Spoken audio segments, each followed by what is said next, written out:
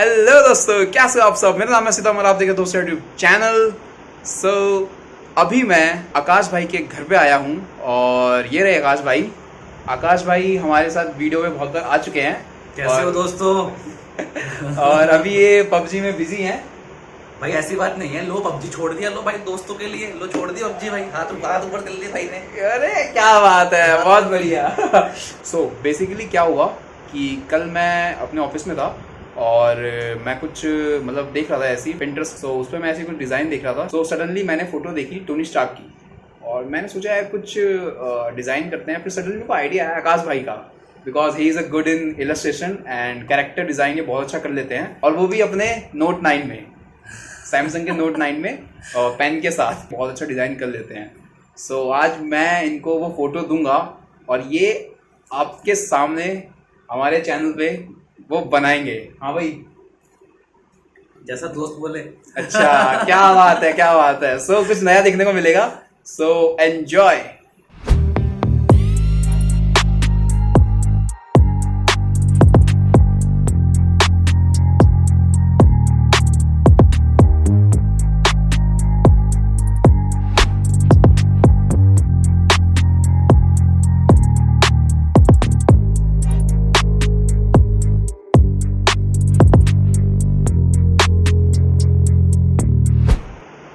भाई के आपने थोड़े बहुत शॉट देख लिए डिज़ाइन करते हुए, है ना भाई?